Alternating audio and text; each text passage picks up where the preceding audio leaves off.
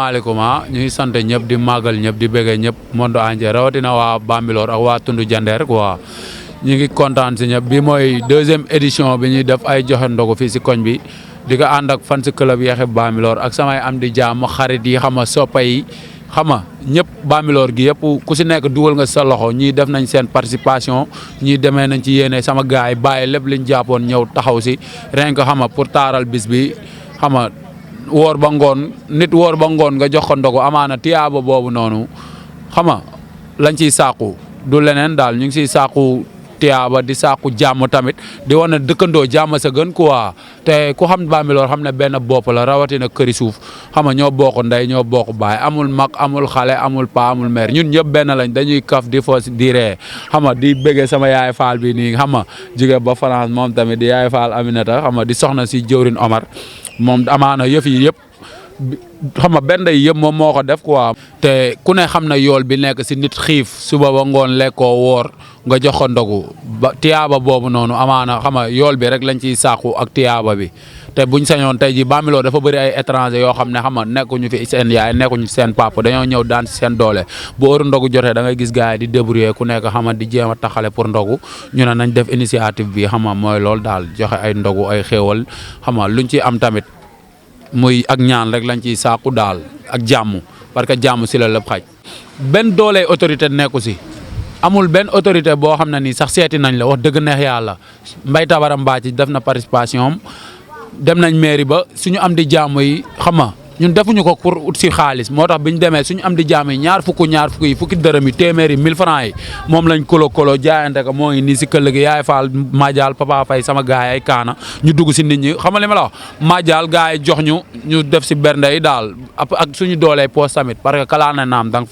fekk nga nekk fa ba pare. Bonsoir tout le monde. Voilà, je m'adresse à toutes les autorités.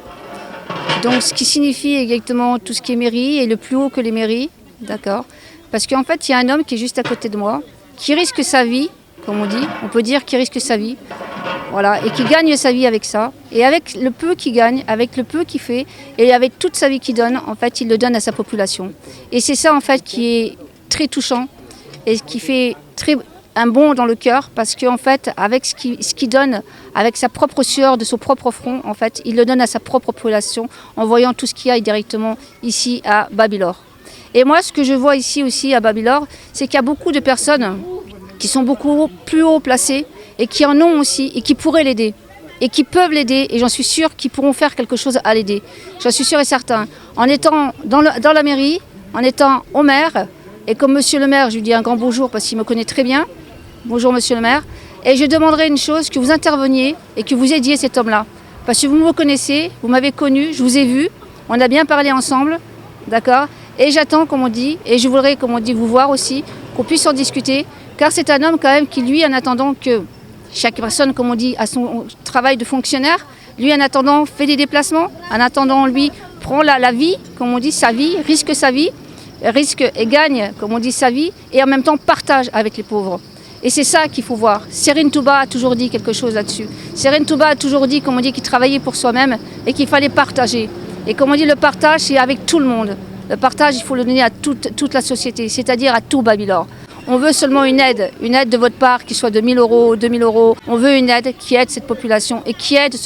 cet homme-là qui fait ses combats et qui risque sa vie. Nous demandons, monsieur le maire, d'accord, que vous écoutiez bien ce que je viens de vous dire et que je puisse être reçu. Je sais très bien que vous m'avez reçu le cœur et la porte ouverte. Mais en fait, ce que je veux avoir de votre part, c'est directement un résultat qui donnera un bénéfice à votre village. Vous avez fait beaucoup. Vous avez ouvert vos portes, comme on dit, à des orphelinats. Vous avez bougé beaucoup pour votre population, c'est vrai. Vous avez beaucoup fait par rapport à ce qu'on a eu directement aux discussions que nous avons eues. Vous avez fait beaucoup, monsieur le maire. Et je sais que maintenant, je peux compter sur vous pour faire beaucoup aussi pour cet homme, car il en a le mérite, et vous le connaissez très bien. Et c'est un homme qui a beaucoup de mérite par rapport à ça. Et vous pouvez l'appuyer, et j'attends sur vous, et j'espère attendre une bonne réponse par rapport à vous. Merci beaucoup. Salam alaikum. Je suis venu di len ziar bu baax di kontaan bu baax ci li nga xamanteni tay ji doomi Bambilor ji mom mo ngi koy def ki nga xamanteni mom moy doomu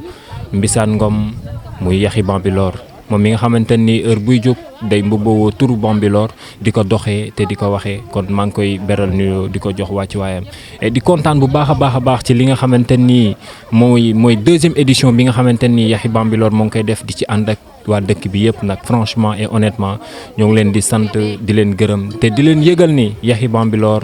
seen doom la seen xarit la ñoo ngi woo ñëpp parce que nit ku ci nekk am nga ambition te objectif am